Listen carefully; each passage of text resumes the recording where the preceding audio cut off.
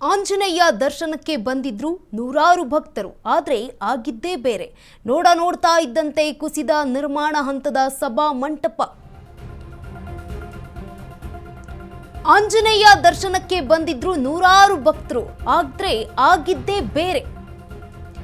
ನೋಡ್ತಿದ್ದಂತೆ ಕುಸಿದ ನಿರ್ಮಾಣ ಹಂತದ ಸಭಾ ಮಂಟಪ. ಹನುಮಾನ್ ದೇವಸ್ಥಾನದ ನಿರ್ಮಾಣ ಹಂತದಲ್ಲಿದ್ದಂಥ ಸಭಾ ಮಂಟಪ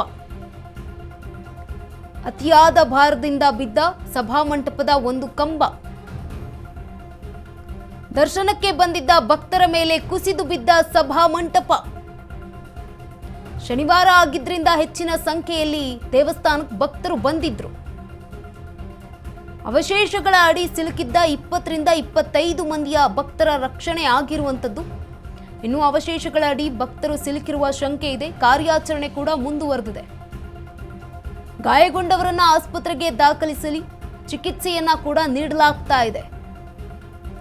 ಮಹಾರಾಷ್ಟ್ರದ ಪಾರ್ಬಾನಿ ಜಿಲ್ಲೆಯ ಯಶ್ವಾಡಿ ಗ್ರಾಮದಲ್ಲಿ ಇರುವಂತಹ ದೇಗುಲ. ಆಂಜನೇಯ ದರ್ಶನಕ್ಕೆ ಬಂದಿದ್ರು ನೂರಾರು ಭಕ್ತರು. ಆದರೆ ಆಗಿದ್ದೇ ಬೇರೆ. ನೋಡ್ತಾ ಇದ್ದಂತೆ ಕುಸಿದ ನಿರ್ಮಾಣ ಹಂತದ ಸಭಾ ಮಂಟಪ.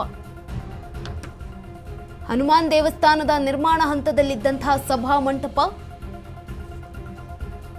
ಅತಿಯಾದ ಭಾರದಿಂದ ಬಿದ್ದ ಸಭಾ ಮಂಟಪದ ಒಂದು ಕಂಬ. ದರ್ಶನಕ್ಕೆ ಬಂದಿದ್ದ ಭಕ್ತರ ಮೇಲೆ ಕುಸಿದು ಬಿದ್ದ ಸಭಾ ಮಂಟಪ. ಸಿಸಿಟಿವಿ ದೃಶ್ಯಾವಳಿಯನ್ನ ಗಮನಿಸ್ತಾ ಇರಬಹುದು. ಇವತ್ತು ಶನಿವಾರ ಇದ್ದಿದ್ರಿಂದ